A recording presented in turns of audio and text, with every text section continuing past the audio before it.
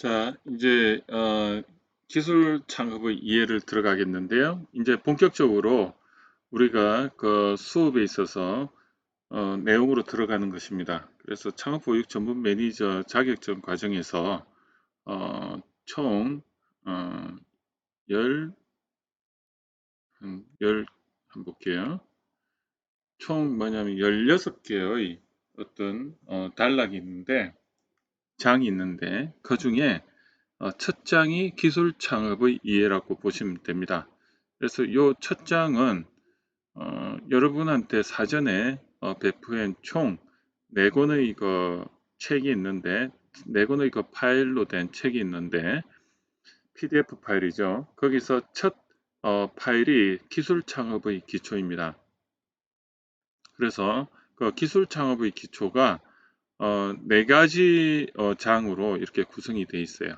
그래서 기술 창업의 이해와 그다음 기업가 정신, 그다음에 창업 법규, 인프라 이렇게 돼 있는데 이제 기술 창업의 이해는 전반적으로 어떻게 보면 기술 창업에 대해서 창업이 뭐고 그렇게 이해하시면 되고 여기서 기술 창업이라고 하면 여러분들이 굉장히 뭐 기술적으로 그런 걸 말하는데 그게 아니고요. 창업은 대체적으로 기술 기반의 창업입니다. 남과 차별화된 뭔가 자기만의 특기를 가지고 하는 창업이기 때문에 그래서 기술 창업이라고 하는 겁니다.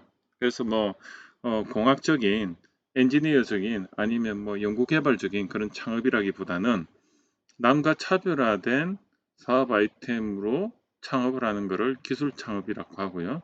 그래서 남과 차별화된 그런 창업에 있어서 어떻게 할 건가? 창업론의 그 전반적인 거를 한번 이해를 하는 시간을 가지고요.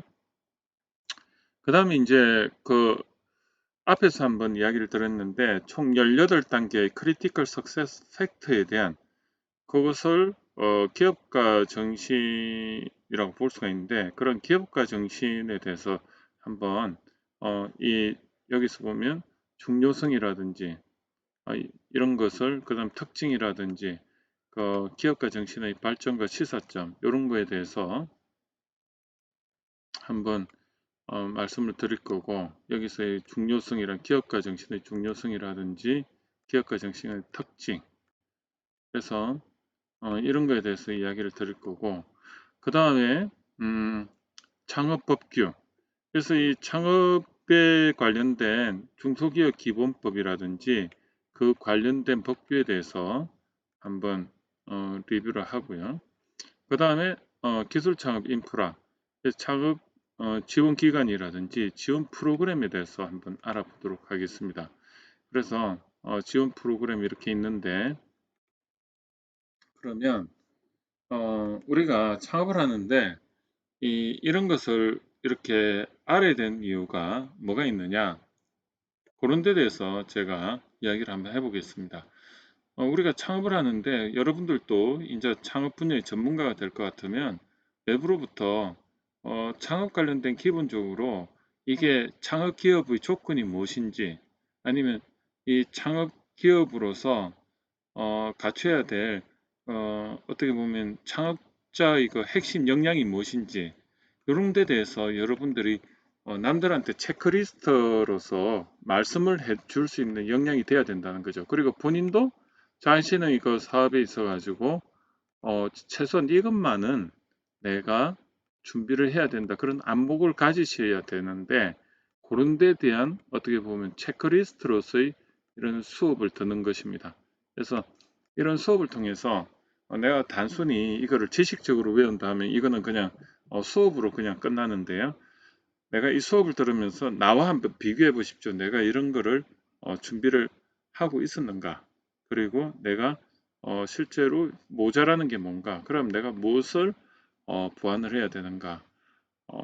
내가 창업을 하겠다고 했는데 내가 하고 싶은 부분만 하고 있지 않았는가? 그러니까 우리 창업학은요, 내가 관심 있는 부분만 공부하는 게 아니고요. 경제학도 알아야 되고 경영학도 알아야 되고 마케팅도 알아야 되고 그리고 법규도 알아야 되고 회계도 알아야 되고 기술 창업도 알아야 그 로드맵도 알아야 되고 한 6가지를 알아야 되는데 내가 창업을 하겠다고 했고, 내가 성공하고 싶다고 했는데, 이런 거를 머리 아파, 안 하고 싶어. 이러면서, 어때요? 성공을 원한다면, 어, 그 자격이 될까?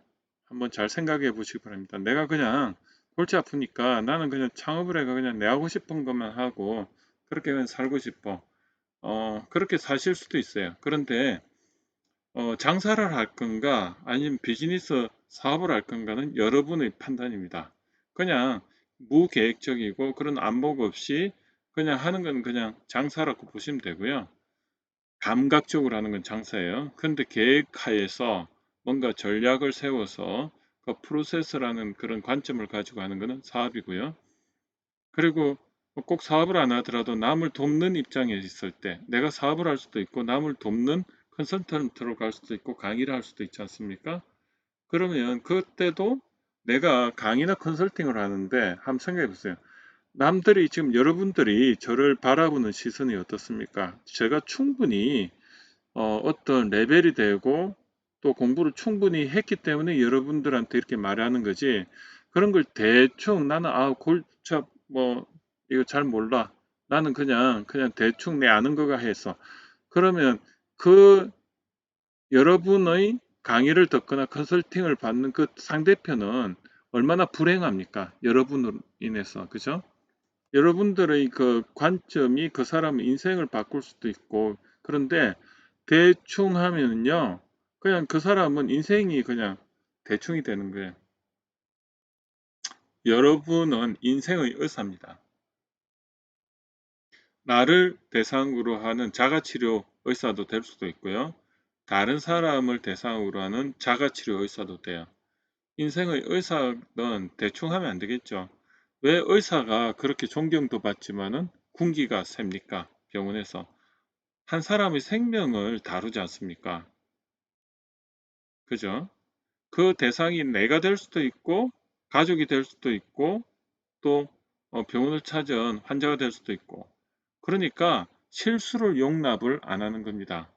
저는 이 창업학을 하면서 여러분들한테 가르치지만, 저도 마찬가지입니다. 여러분들한테 잘못된 정보를 대충 전달했을 때 어때요? 여러분들이 잘못 알면 밖에 나가서 또 잘못된 정보로 강의를 하고 컨설팅을 하고 여러분들 사업을 하지 않습니까? 그러면은 그 책임이 다 누구 거예요? 결국은 저죠. 제가 여러분들한테 잘못 전달해주고 그렇기 때문에. 그래서 이 제가 그래요. 이거 골치 아프고 이런 거 내가 왜 이런 거 해야 되죠? 하지 마세요. 안 해도 돼요. 그 대신 어, 여러분이 어디 가서 강의도 하지 마시고 컨설팅도 하지 말아야 돼요. 그러면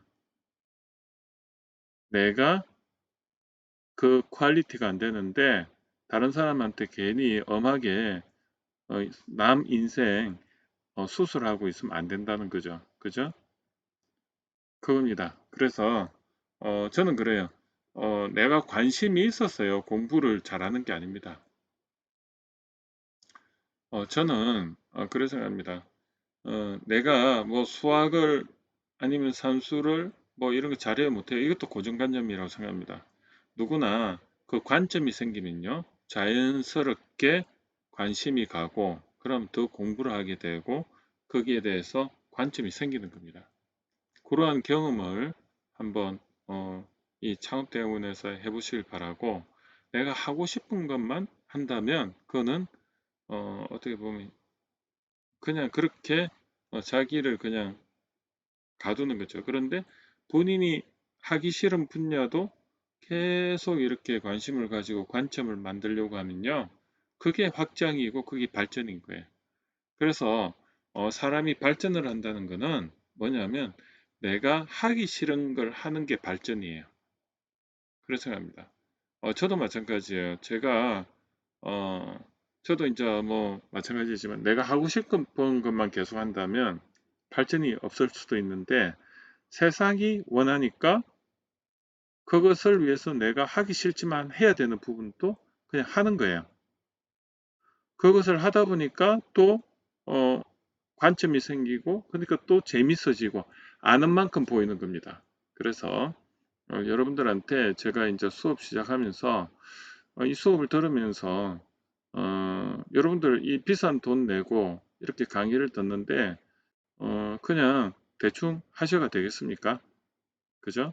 아무리 온라인이지만 오프라인 같이 저는 강의를 합니다.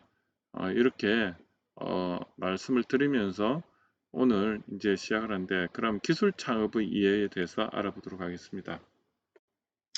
자, 기술 창업을 이렇게 여러분들한테 드린 이 파일 있죠? 여기에 보면 이렇게 기술 창업이란 해가지고 이렇게 나와 있죠. 자, 기술 창업의 정의를 이렇게 뭐 쭉 했는데 이거를 책에 있는 것을 제가 요약을 해 봤습니다. 그래서 창업의 정의는 영리를 목적으로 하는 거예요. 이거 굉장히 중요합니다. 영리를 목적으로 하고, 근데 회사는요, 개인이나 개인도 있고요, 법인도 있습니다. 그죠? 자, 그리고 창업자가 사업 아이디어를 갖고 자원을 결합해서 사업을 시작하는 것. 이 사업 아이디어가 중요합니다. 그죠? 이 사업 아이디어에다가 다양한 게 결합이 돼, 자원이 결합이 되고, 그래서 어떻게 보면 사업으로까지 연결이 된다. 이제 그런 게 있고, 그다음 창업가의 기술과 경험, 전문성을 바탕으로 이루어지는 기술 창업. 여기서 기술 경험 전문성이 뭐죠? 이 분야의 전문가가 되는 겁니다. 그래서 기술 경험 전문성을 가지니까 사업 아이디어가 나오고, 그래서 이런 자원을 결합해서 사업을 하는 거죠. 그리고 사업의 형태는 이런 제조업도 있고요. 그 다음에 지식 서비스 형태도 있어요. 그래서 우리가 제조업 같으면 여기는 포피,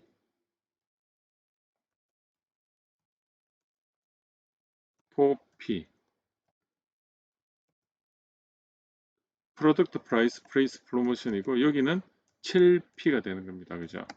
그래서 지식 서비스 같은 경우는 서비스, 즉 피지컬 에비던스나 피플이나 프로세스까지도 다 들어가는 겁니다. 눈에 안 보이는 서비스는 유형의 그런 어떤 증거가 또 필요하고 그리고 사람이나 프로세스가 또 투입이 되는 겁니다.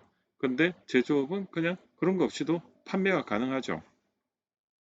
그리고 중요한 거는 이 창업은요, 럭키 세븐, 7년 이내의 기업이라는 게 굉장히 중요합니다. 그리고 이러한 창업 기업들에서 벤처 기업이라든지 뭐 이런 용어가 있는데 이 벤처 기업이라는 것은 위험을 감수하고 벤처 투자자로부터 투자를 받아서 하는 기업을 벤처 투자를 받은 기업을 벤처 기업이라고 하고요. 스타트업은 창업 기업을 스타트업이라고 합니다.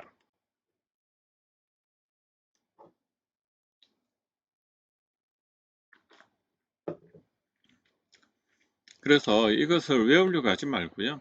음, 그냥 이거를 반복해서 계속 이해를 하려고 하세요. 오늘 보고 이제 다음에 가서 음, 창업이 뭐지? 하면 7년 이내의 그 개인이나 법인 음, 그리고 영리 목적으로 하는 거고 그죠? 비영리 목적이면 창업입니까? 아닙니다. 영리 목적입니다. 영리가 뭐죠? 돈을 버는 거. 그죠? 자, 그래서 이 창업 기업의 특징, 뭐 정의 이런 걸 이야기를 했는데, 자, 창업 기업의 그 형태에 대해서 제가 정리를 했는데, 이 책에서 보면 이 중소기업이라고 돼 있는데 이게 오탄 것 같아요. 창업 기업입니다. 음, 그래서 이 창업의 형태를 보면 창업 기업의 형태가 있고 벤처 기업이 있고요. 그 다음에 소기업, 소상공인이 있고 사회적 기업이 있고 1인 창조 기업이 있습니다. 그래서 창업 기업을 아까도 말했듯이 창업은 7년이 지나지 않은 자 이렇게 돼 있어요. 그죠? 그럼 이걸 왜 이렇게 정의를 했느냐? 중소기업 창업지원법에서 그렇게 창업을 정의를 했습니다. 7년 이내로 하자. 그 다음에 벤처기업은 벤처기업 육성법이라는 거에 의해서 벤처기업을 정의를 했어요. 그러면 벤처기업과 창업기업은 같은 거냐 다른 거냐? 같은 기업인데 다르게 이야기할 뿐입니다. 그런데 다 벤처기업도 창업기업일 수도 있고 아닐 수도 있어요. 사실은. 그리고 창업기업이지만 벤처기업일 수도 아닐 수도 있어요. 그런데 둘 다 조건일 수도 있고 둘 다 조건이라는 건 7년 이내의 기업이면서 벤처 투자를 받은 기업입니다. 그죠? 여기 벤, 벤처 투자 벤처 기관으로부터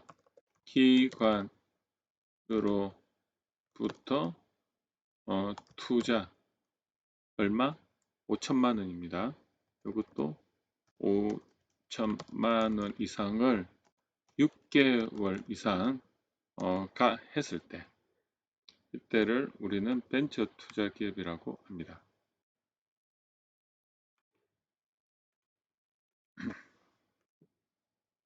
그래서 그렇게 되고요. 그 다음에 소기업, 소상공인 이거는 어떻게 됩니까? 음, 소기업, 소상공인은 이 소기업, 소상공인 이 지원법에 의해서 특별조치법에 의해서 정의를 했는데 상시 근로자가 10명 미만인 사업자로 돼 있거든요. 근데 이게 꼭 10명이 아니고 5명일 수도 있고 10명일 수도 있어요.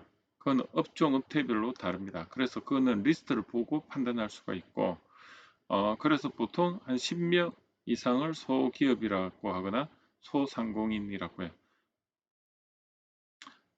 여기도 보면 소공인 있고 소상공인 돼 있죠. 이 상은 뭐죠? 유통이고 공은 제조입니다. 그죠? 그 차이가 있습니다. 그래서 소상공인은 어, 제조나 유통하는 업체를 말한다. 그렇게 보면 되겠습니다. 그리고 이제 이 소상공인보다 약간 큰 기업을 우리는 소기업이라고 하고요.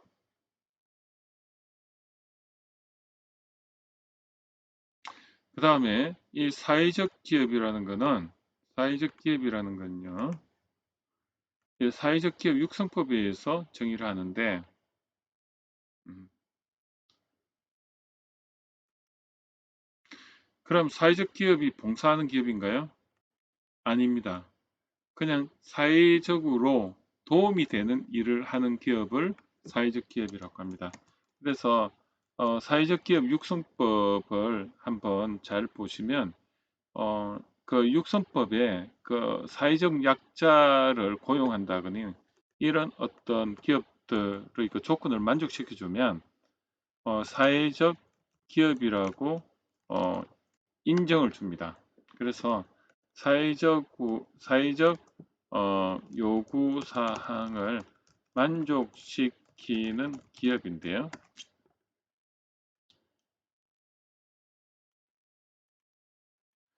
사회적 기업으로 보면 이제 약자를 뭐 그 기업 직원 중에 30% 이상 고용하거나 이랬을 때 정부에서 그 고용한 사람 해 안에서는 인건비의 절반을 지원을 5년간 해주는 이런 부분이 있어요. 그러다 보니까 이 사회적 기업이라는 인정을 받으면 어때요? 인건비 절반을 해결하니까 그것도 대단한 지원이죠. 어, 그래서 같은 창업 기업이라도 그냥 7년 이내의 기업은 창업 기업이라고 이야기를 하고 벤처 투자를 받은 벤처 창업 기업이 되는 거죠. 그리고 그게 또 사회적으로 뭔가 인정을 받으면 사회적 기업이면서 벤처 기업이 또 되는 겁니다. 그죠? 그 다음에 1인 창조 기업은 뭐냐면 혼자 어떻게 보면 창업한 건데 상시 근로자가 없어요. 그냥 없이 이런 창업을 한 사람은 1인 창조 기업이라고 하는데, 제가 예전에 2010년도에 창업을 해가지고 이 1인 창조 기업 이면 뭔가 지원을 받을 줄 알고 제가 그거를 이렇게 알아보니까 전혀 도움받는 게 없습니다. 그래서 1인 창조 기업은 말뿐이다. 1인 창조 기업이라 해서 특별히 뭔가 지원해 주는 건 없더라. 그래서 1인 창조 기업은 1인 또는 5인 미만의 공동사업자. 왜냐하면 상시 근로자가 없이 그냥 5인이 각자 사업을 가지고 공동으로 그냥 한 5명이 그냥 공동으로 공동사업자로 돼 있거나, 그러면 각자가 그냥 사업자인 거예요. 아니면 혼자, 그러니까 외부로 보면 공동사업자지만 각자가 그냥 대표죠. 그래서 이런 기업을 1인 창조기업이라고 한다. 혼자 그냥 사업하는 거죠. 자, 그래서 기술이라는 거는 경험이라든지 전문적 노하우, 지식 이런 것들이 있을 때 우리는 기술이라고 한다. 그리고 그러한 차별화된 경험적 기술을 가진 창업을 우리는 기술 창업이라고 한다. 자, 여기 보면 책에서 보면 기술 창업에 대해서 이렇게 쭉 나와 있는데, 이것을 이제 제가 지금 정리한 겁니다. 표는 똑같습니다. 그래서 그러면 기술 창업의 형태는 포피 관점에서 프로덕트 프라이스 플레이스 프로모션 관점에서 제조업이 있고요. 지식 서비스업은 이건 7P 관점이라고 볼 수가 있죠. 자, 그 다음에 일반 창업과 기술 창업의 차이는 뭐냐? 일반 창업은 그냥 누구나 할 수 있는 창업, 기술 차별화된 게 없는 거. 이 일반 창업은 특징이 뭐냐면 누구나 이렇게 보시면 돼요. 근데 사실은 누구나 할 수 있는 창업이 있을 수가 없어요. 그런데 기술 창업하고 일반 창업을 이렇게 보통 합니다. 그래서 왜 그렇게 하냐 봤더니 투자를 받을 수 있는 기업이 있고 투자를 받기 조금 힘든 기업이 있더라.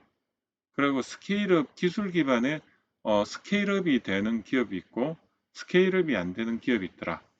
그렇게 보시면 되고요. 이 기술 창업과 일반 창업의 차이를 한번 봅시다.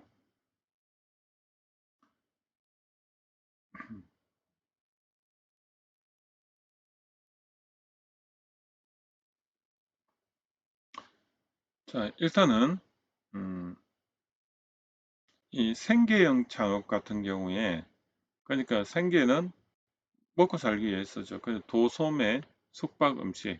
그럼 그냥 도소매, 숙박, 음식 일반적으로 우리가 생각할 수 있는 유통업, 도소매업이라는 건 유통이죠. 유통업 하고요. 그 다음에 숙박 음식점, 먹고 자는 거, 어, 숙식. 이쪽은 이 기술 창업이라고 인정을 못 받습니다. 그런데 자, 한번 여기서 허점이 뭐냐면 여기에 일반적인 도소 유통업이나 숙식업이지만 배달의 민족도 유통업이잖아요. 그런데 어때요? 이건 벤처기업이에요. 기술 창업이에요. 왜? 여기에 소프트웨어가 결합이 되어 있죠. 이겁니다. 여기요. 이런 기업들이 전부 다 벤처기업입니다. 그래서 이겁니다.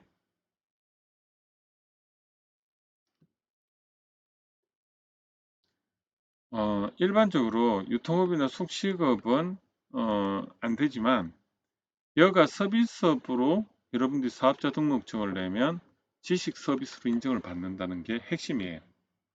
그래서 제가 이제 여기서 이걸 다 외울 필요는 없지만 무엇을 알고 있어야 되느냐? 내가 사업자를 낼 때 도소매업이나 숙박업으로 내면요, 안 됩니다. 한마디로 창업을 할 때 도소매, 숙박업, 음식점 이걸로 내면은 사업 그냥 끝났다 봐야 돼요. 아니면 여기 보면 건설업 뭐 이런 거 있죠. 도소매, 숙박업 이걸로 내면은 벤처기업 인정을 못 받아요. 메인이. 이거는 사업자 할 때 저 밑에고 뭘로 내야 되느냐? 여기에 해당되는 사업자를 내야 된다는 게 그게 지혜고 안목이라는 거죠. 그래서 여러분들이 만약 사업자를 낸다면 이 범위 내에서 뭐 해당되는 거를 집어넣으면 된다는 거죠. 그래서 만약에 정보 서비스업 아니면 어, 기술 서비스업 아니면 사업 지원 서비스업, 교육 서비스업, 음, 아니 여가 서비스업. 그러니까 요 똑같은 업이라도 여가 서비스업으로 이렇게 표기를 해야지 여기 숙박 및 음식점업 이렇게 하면 안 된다는 겁니다. 이게 핵심이에요.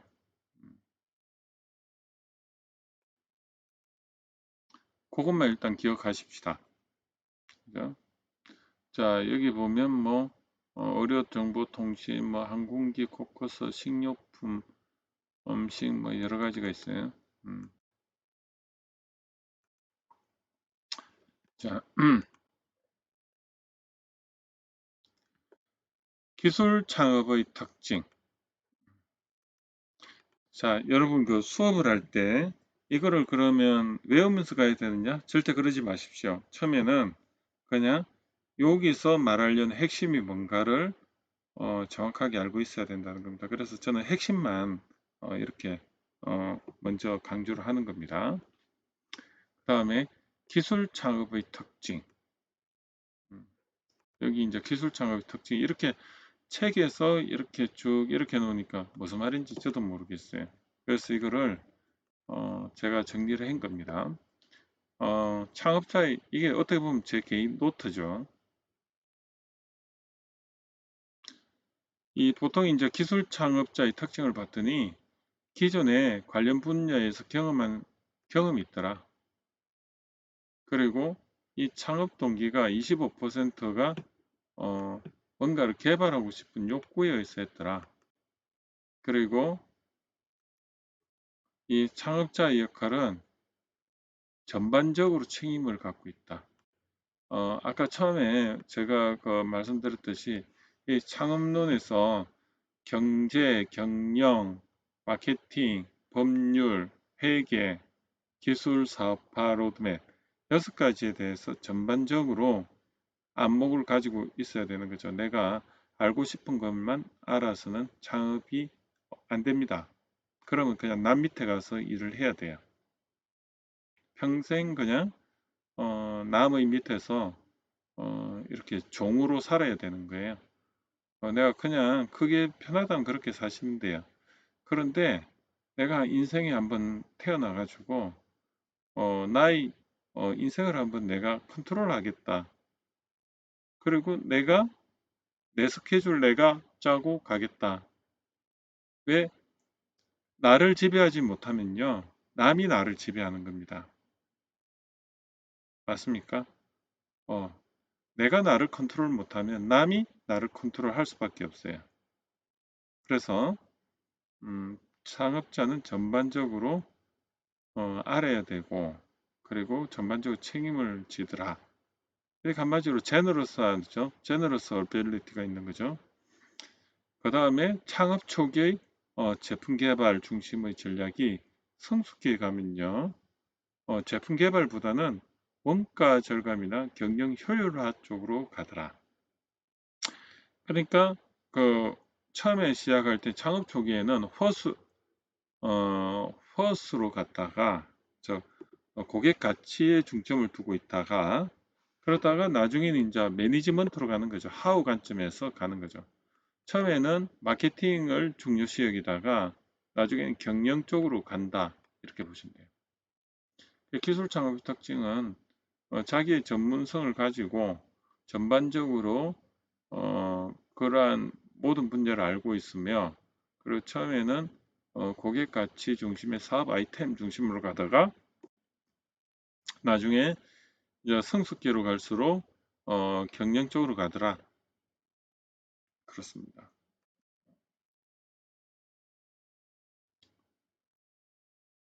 음. 자, 여기서부터는 다음 시간에 하도록 하겠습니다. 수고 많으셨습니다.